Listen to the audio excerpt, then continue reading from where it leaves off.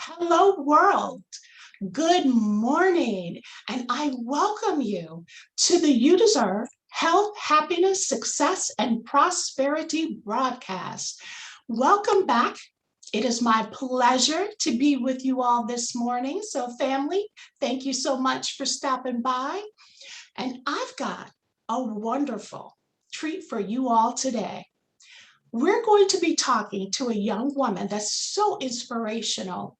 And I think you all are going to enjoy every minute. As a matter of fact, I'm not going to say I know you all are going to enjoy this conversation.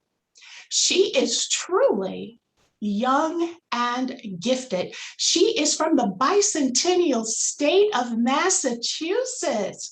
So, y'all, we've got a patriot in the house. Yes. But more importantly, let me tell you, she's intelligent. She's an intelligent businesswoman with high mental acuity. She is a loving wife, a mother of two beautiful girls, and she is the author of a new book, which is why she's here with us today. We're going to discuss her book. This is her first book, y'all. So she is going to be amazing. You're not going to believe this is her first book when you hear her talk.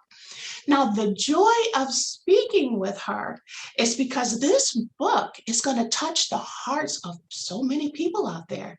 It's titled Black Mixed With. So welcome, Miss Erica Kidder. So good to see you. Thank you. Thank you so much. Thank you for taking the opportunity for me to speak on your show. I really appreciate it. Thank you. Oh my goodness, are you kidding me? I appreciate you. Thank you for doing life with me this morning. You're the one that's appreciated. Well, I know time is of the essence. You wear a lot of many hats that I just explained. So let's go ahead and get down to the business at hand. And that is Black Mixed With. It's so interesting that you chose that title. How did you come up with that title? Sure. So I think that as part of being a mixed race person, especially, mixed with Black, people tend to come up to you and say, and it's almost a part of like their normal conversation, like, hey, how are you? What do you do? Who do you know? Where are you from? What are you? Oh, wow. And it's very interesting because I don't think that a lot of people have really ever had to take the time and reflect, well, how do I answer that question? Well, what am I? And I've gone through a slew of different ways that I have identified myself, and people would say, well, you're Black, so say you're Black, but I'm not. I'm actually Black, Italian, and Puerto Rican. And I tend to share that with people, but ultimately, you are Black mixed with. And that was where it started to come from. And then I started to think about, everybody is mixed. Everybody is mixed with something. And it's only become recently that people who are multiracial and biracial have actually been able to identify as such. And in places, before they would ask you and they would literally say, choose one. Oh, wow. And you would constantly feel like boxed in, like I cannot just choose one. Because I'm all of them. I'm many of them. Yeah. And so many people are. And I chose my title because I wanted to transcend beyond, our the racial motivation to it, to move that into my experience has allowed me to be mixed with so many other things. I'm mixed with courage. I'm mixed with ambition. Love that. I'm mixed with hope. Yes. Right. I am mixed with forgiveness. Absolutely. So many different ways that we all are. We all are. The lessons. It's amazing to me that people actually said, "What are you?" All the time. All the time. It's actually become less now that folks have become more focused on inclusion and diversity, and we've been able to voice to some of these things. But growing up, my whole life, within the first three things that they get out to try to get to know you, they immediately want to know, well, what are you? you're not exactly Black. Well, you're not I'm white. a human Yeah. being. Thank you very much. I am a human being, you know? So, it was so choosing the title was really a play on that experience of having to constantly explain your identity and to explain that your identity is so much more than what you're mixed with. Exactly. Well, it's sad in a sense that we do live in such a society where you're more judged on, what you're mixed with, what you look like, as opposed to your character. So we're getting ready to straighten all that out. And I thank you for writing this book. And also, I understand that your book is about transcending statistics as well as it relates to your story of being a young Black mixed with woman that was a single mother. And per your description of yourself, broke and trying to figure out a better way for you and your young daughter, not just to survive, because we have so many people now all they want to do is survive. But Erica, you wanted to thrive. And I love that. I love the fact that you didn't settle for just surviving, but thriving. So, what was the alchemy that put that into force for you? Sure. I think that, you know, fundamentally, people have to have a belief in themselves. You Yes, have got to believe in if you don't believe in yourself, nobody is going to believe in you. And that's so the truth. even when you're in your darkest moments. So, I came to a point in my life where, I thought I was going to have like a breakdown essentially, Okay. with the between just trying to be everything to everyone, Mm, also feeling and getting the message that who you are in your experience, feeling really not good enough. Um, mm, but I didn't, as opposed to having a breakdown, I yeah. committed to having a breakthrough, really. Because Awesome. I did not want my daughter and now my daughters Right. to to feel that, to have this be their experience. I wanted them to see the elevation of it. I wanted them to see the lessons of it. I wanted them to see, you know, how to show up in this world and who they should be. Exactly. And so that's really, what the driving factor of it was. And I also believe that there are so many people and Mhm. there's so many women, there's so many people that are in that position that never had the example. And so Mm, I believe very strongly in, if you can't find that person, then be that person. I love that. That other people have someone to look up to. The representation for Black and Brown women, we're getting Mhm. we're getting good now. But historically, necessarily been it hasn't been advertised and really popularized and Mhm. normalized as a positive. And so I really wanted to be an example for other women who are in the same situation, to say, I know it seems like you're down and out right now, but Mhm. we can overcome this. And Right. I know that they're stacked against you. The stats Yes. are stacked against you. And you look at it Mhm. from a statistical standpoint, being a Black, broke, single mom, the outlook is not good for you, but I was not going to let that define me. And that's so good. I'm so happy about that because that was the catalyst that you used to change the whole trajectory of your life.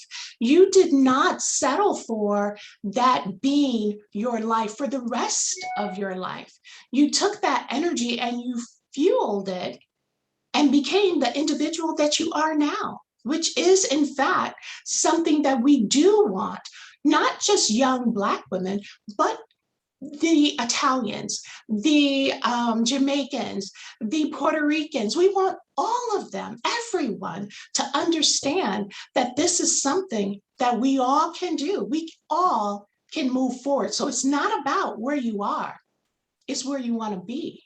Absolutely. And it's not even just on the things that are racially motivated, but Yes. everybody has a challenge or an experience Yes. um, that they have to work through, that they have found difficult for them, that they have found shameful in some sort of way, either by what your own beliefs are or what society believes, or what they have led you, what our culture has led you to believe.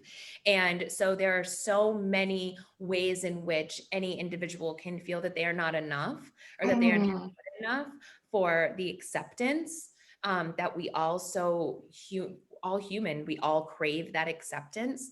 yes. Um, this, was my experience in Hmm. being Hmm. Black, being broke, being single. Those were my challenges, Right. but everybody has challenges. It doesn't necessarily look like my package. Exactly. But you have to know who you are and know where you want to be so that you can create a strategy to get to that next level. I mean, that's the only way you're going to level up and become better is if you recognize where you are and then have a plan to get to the next level, which is what you did. Now, also, because, like you said, you're the product of a multiracial marriage, you have had the unfortunate experience of maybe receiving racism from both sides of the race spectrum, not just from this group or that group, but multiple groups. Have you not? I have, and Hmm. I one of the most unfortunate things that comes from being somebody who identifies as multiracial, Black mixed with biracial, is that you can deal with the racism that's external from you in a very tactful kind of Way. and like kind of but when it comes from your family, that Hmm. hits a little bit differently. Right. And so but I do feel that across the board, how I've been able to deal with the racism and the colorism, that because you do get it from both sides. If somebody is just mono race, then they're primarily going to experience the challenges from the direct opposite. But when you're in the middle, as I am, you get it from all sides. And so one of the ways that I've really been able to um, deal with it, it really struck me at first as grief. Hmm. Feel that kind of um you know what it like Pain.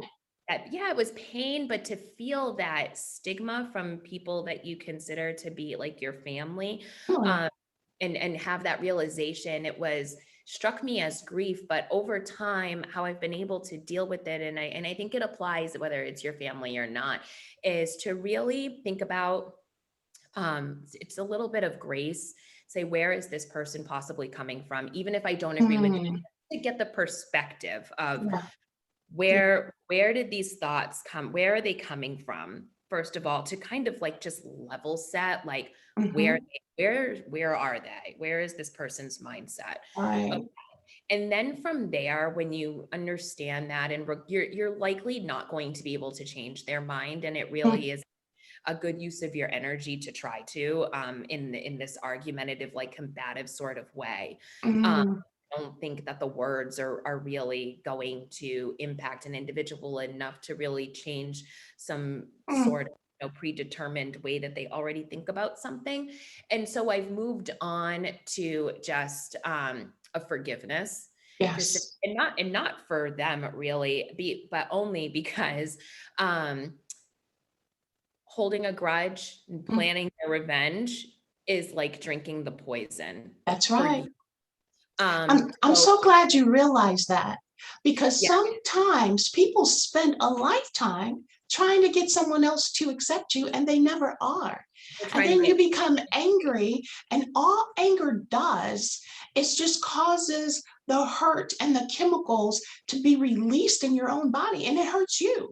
You're and I hurting see you. that too. And when you So forgive them, you're actually releasing them. and you're Yes. releasing yourself.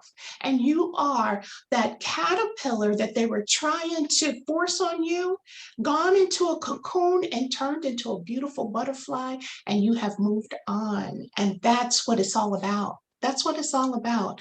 And with talking with you, Erica, it sounds to me like maybe at some point, well, I shouldn't say sounds to me. Let me ask you, were you ever confused as to what type of behavior you were supposed to be? Like, for example, did you find yourself trying to be all characters because of the multi-races that you're dealing with? So with this group, you act a certain way. With this group, you act a certain way. With this group, you act a certain way. Were you confused with how you were supposed to be at any point in your young life? Now, I know you figured it out now, but perhaps a preteen, this is something that you were confused with because you're trying to be everything to everyone.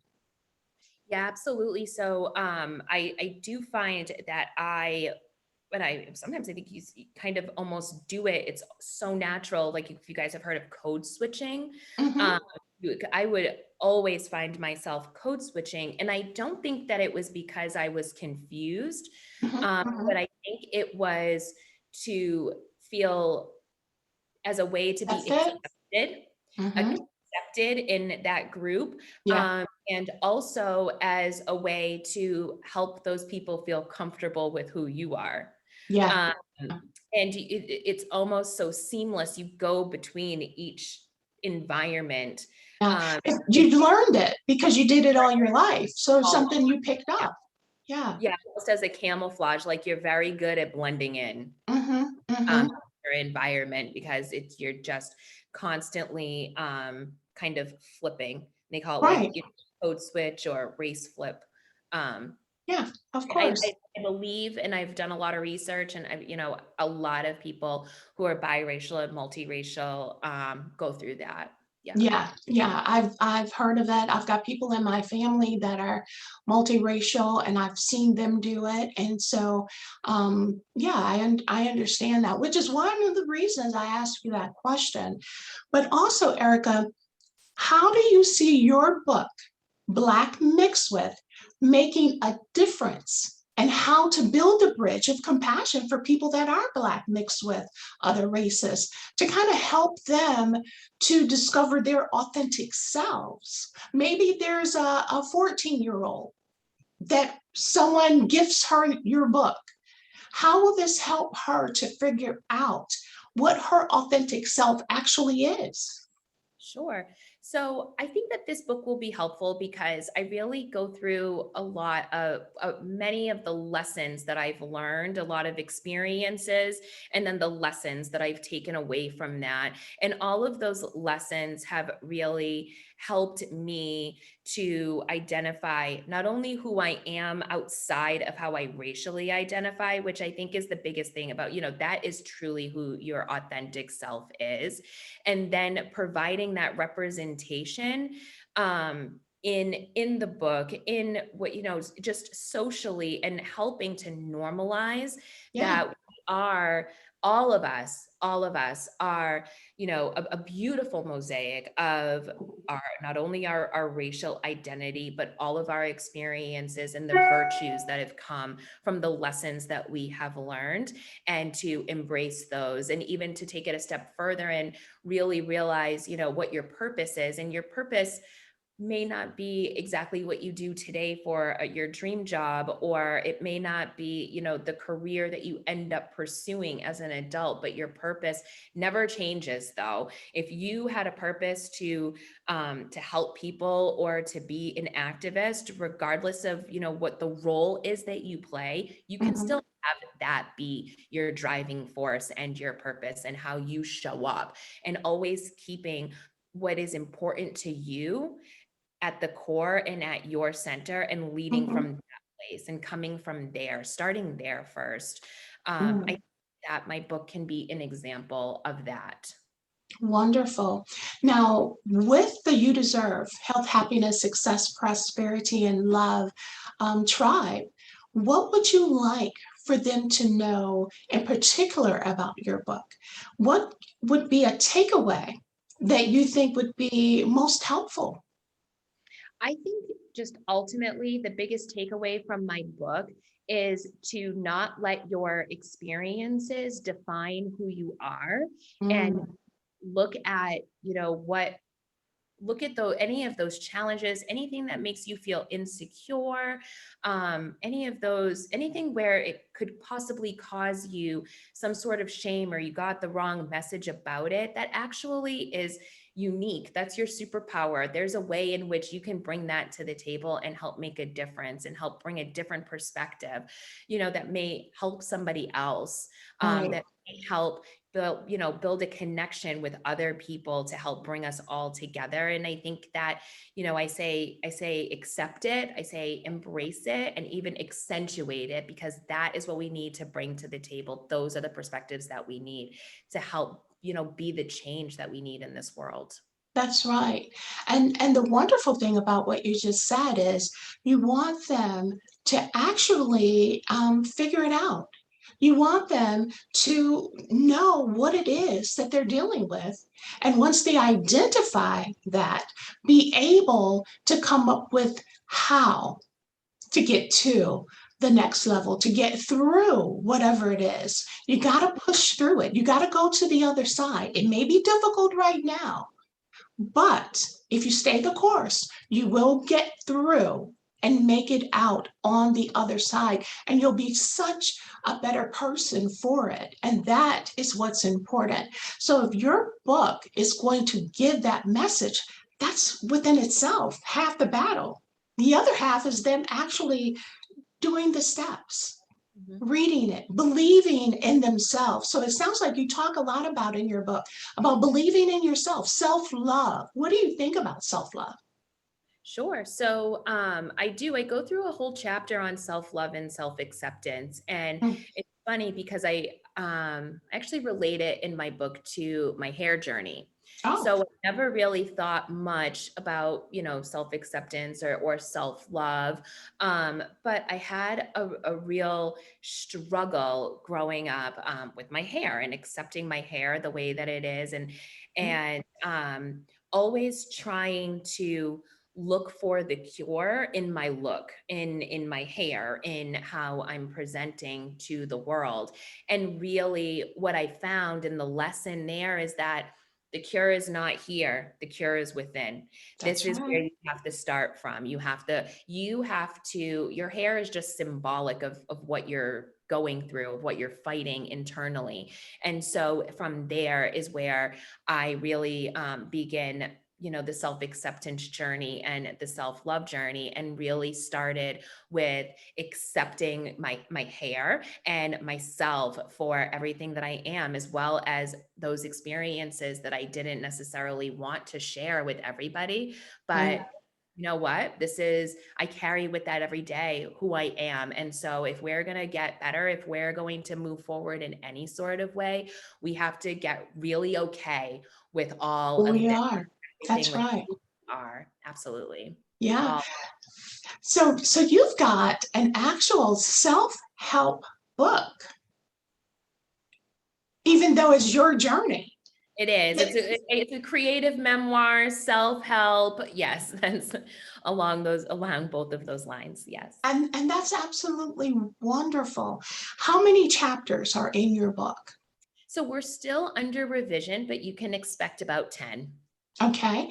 Now also you're doing pre-sales, So, correct?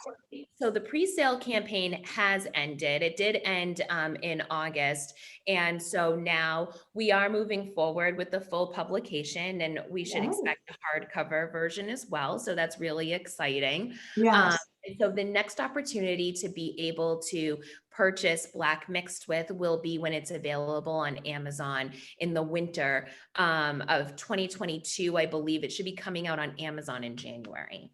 Excellent. Amazon in January, family. So keep in mind, Black Mixed With January of 2022.